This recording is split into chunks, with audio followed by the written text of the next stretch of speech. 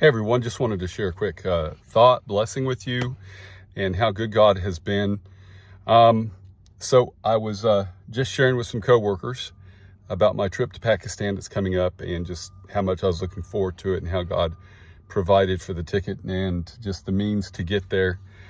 And it's just a blessing. It's just a blessing. So I was telling one in particular, and I have a bunch of guys here, I love these guys. And they're not all believers. They're not all Christians. In fact, most of them aren't. Very few are, but I enjoy the camaraderie I have with all of my coworkers, especially the men. They're just a blessing. So one in particular, I was telling him, and he was listening. He was like, "Wow, man, you're really going." I said, "Yes, sir."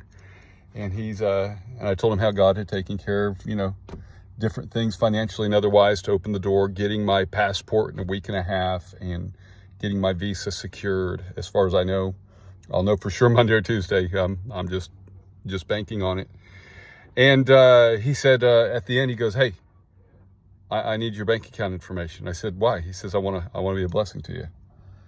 And I was just like overwhelmed. I'm like, "Dude, you don't have to do that." And he's like, No. And we talked a little bit more. And I would never ask an unbeliever, someone that doesn't have my faith system or otherwise, to give towards anything that I'm doing. And I share what God has led me to do, and I ask people to just pray, and if God leads them to do something, that's great. But I just, living by faith is really just stepping out into the deep and saying, "God, it's sink or swim," and just trusting Him that His will be done.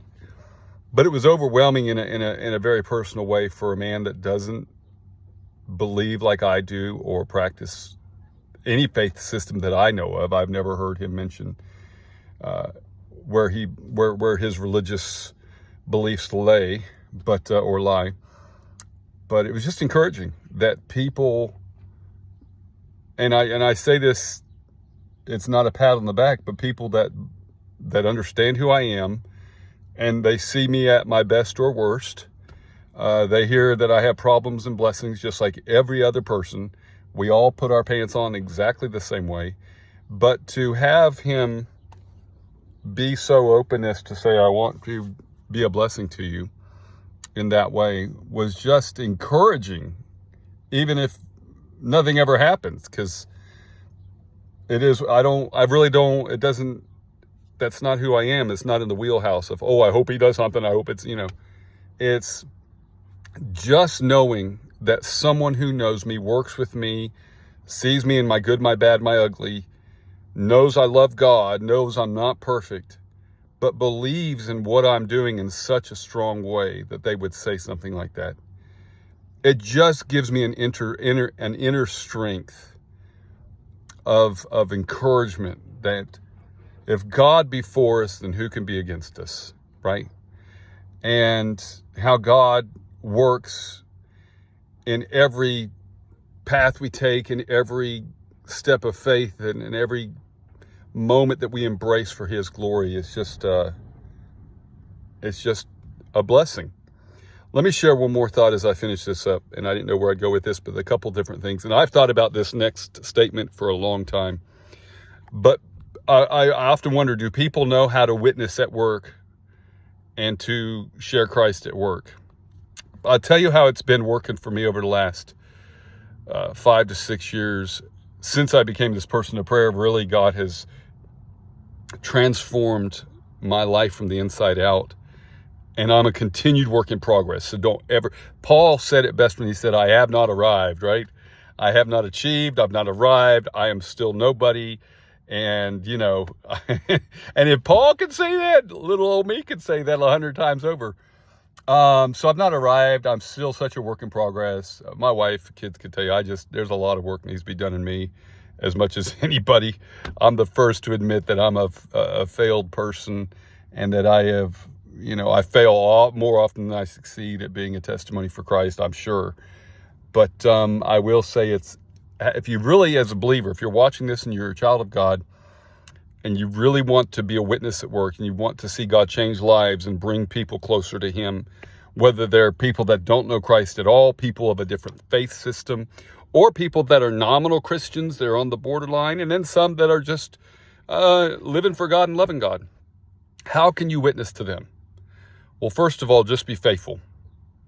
Be faithful to God, be faithful to his purpose in your life. And second of all, share what God is doing. A different guy that I was just talking to, I talk to him about spiritual things as if he's another preacher, minister of the gospel that graduated from Bible college. And I don't mean the terminology and stuff that I use. I just mean what I share with him. I share with him like I would my friend Tim Smith, who's a pastor over in Longview, Texas area. If I was calling up Tim and say, hey, Tim, hey, this is what's going on. Look what God has done. And man, pray about this. I do that with everybody that I talk with about these things, whether they're a Christian or not a Christian, whether they're a believer or not a believer, whether they have a faith system or they don't believe God exists at all, whether they're straight or homosexual. I just talk to everyone about my God as if they were sitting on the pew next to me every Sunday morning. And by doing that, I have found people begin to embrace that and ask questions about that and take that further. And I remind you of the story of one coworker, man, about 2 or 3 months ago. Their father passed away. We don't see things the same about the Bible, God's word, or anything. I don't even know what their religious background is. Really don't care, in the sense that I'm going to be who Jesus called me to be. I don't push a denomination. I just share Jesus in strong and subtle ways. But I remember when this coworker approached me about 2 or 3 months ago, their father had passed away, asked me to pray with them. And then after I had prayed with them, we were both crying because it's a tough thing to lose anybody, especially a dad. I've never lost my dad, but that day will come. Unless he outlives me, the day will come, I'll get the call and I'll get the message and it'll, break my heart. And that's life, right? But ever since then, this person has been so sensitive to me about the things of God, and they've been more curious and more revelatory. They've let their barriers have dropped on what they may or may not have been guarding against to say to me based upon their faith system and not wanting to infringe on what I believe, which wouldn't bother me, but I respect that. And it's opened up some things. So if you really want to witness to people and share your faith, then love God and love people. I mean, literally, it's not that hard, and you don't have to be perfect. I'm a living example. Be blessed.